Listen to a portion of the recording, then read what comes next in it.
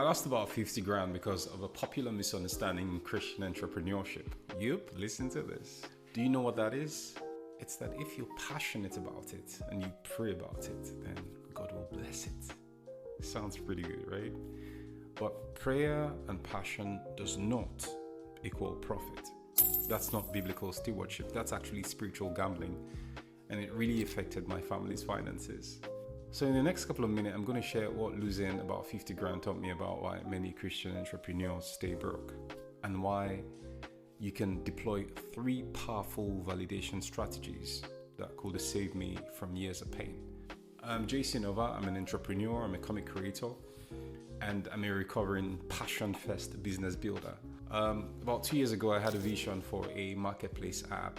I was passionate, I prayed about it, I was enthusiastic, I felt it was God's plan for my life. So I did what most Christian entrepreneurs do. I jumped in with both feet.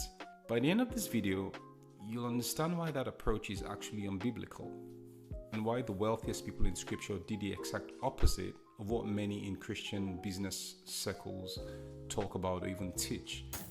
So what I did was I got a pretty large team for the endeavor. I spent months perfecting the technology. I was so passionate about the vision that I ignored every red flag screaming at me from the market.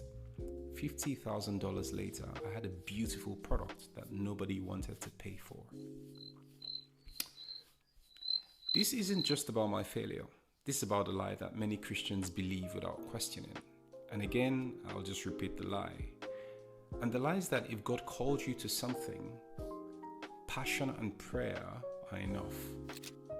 I believe that lie completely, and it cost me a lot. Now, don't get me wrong, businesses can be challenging, and over 90% of startups and businesses fail in the first 5 years. But look at Joseph. When Pharaoh put him in charge of Egypt's economy, Joseph didn't just pray about the coming famine. He built distribution systems, he managed inventory, he negotiated international grain deals. He was spiritual, but he was also shrewd. But somehow many of us believe that being shrewd is worldly. You bought into the lie that good Christians should trust God instead of validating ideas. The problem isn't that we're too spiritual, actually. The problem is that a lot of us sometimes think that testing our ideas somehow shows a lack of faith. In 2 minutes, I'm going to give you the 3 validation strategies that, like I said, will save me 50K. But first, let's look at what biblical stewardship actually looks like. Do you remember the parable of the talents? It's pretty popular. I'm not going to go into the full thing here, but the master didn't give talents to be nice. He expected a ROI, return on investments. The servant who buried his talent got fired. He was pissed at him. God doesn't reward good intentions. He rewards good results. Proverbs 27:23 says, "Know well the condition of your flock and give attention to your herds, for riches do not last forever." Even shepherds need to know their numbers. Even farmers need to understand your markets. I'll say it again. Spiritual passion without practical validation is really an expensive hobby, no matter how passionate you feel. Here's what reality taught me the hard way. The wealthy people in scriptures weren't just spiritual, they were financially efficient, and strategically they were brilliant. Abraham negotiated real estate deals, and Solomon built international trade networks. And the Proverbs 31 woman everybody talks about, she analyzed the markets before she invested. They validated before they invested. So when I was staring at my bank account, just watching other businesses subsidize my passionate vision, I realized I had not been practicing biblical stewardship.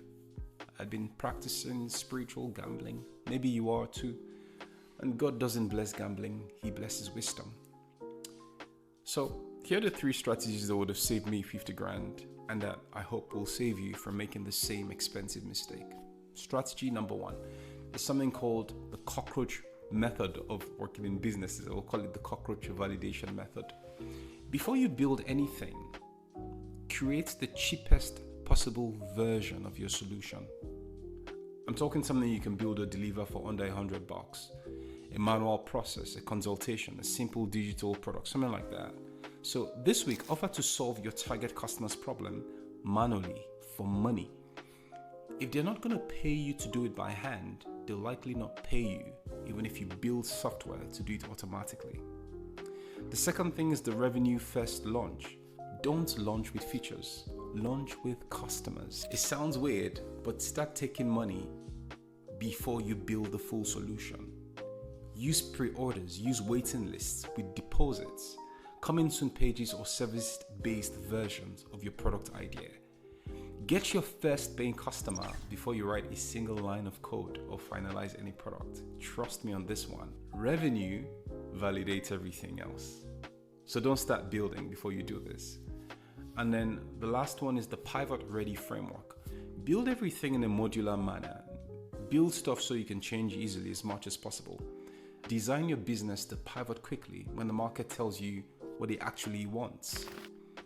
So set a pivot deadline. If you don't have paying customers and you don't have a clear product market fit within 90 to 180 days, change directions. Don't fall in love with your first idea. Like they say in the world of business, eat your baby. Most entrepreneurs, Christian or not, will keep building products that nobody wants while convincing themselves they just need better marketing. I've been there. They just keep burning money on beautiful solutions to problems that don't exist. But biblical stewardship demands better. God didn't give you resources to waste on unvalidated dreams. He gave you resources to steward wisely for maximum kingdom impact. So here's my question. Are you going to keep building products nobody wants? Or are you going to start validating ideas before you bet everything on them? I'd like you to drop a comment with your biggest business validation question. And if you want more, just subscribe to hear more unfiltered truths about building wealth God's way. And check out my other content if you're ready for Christianity that actually works in the real world. So stay shrewd, stay faithful, stay profitable. And as always, I'll see you on the next one.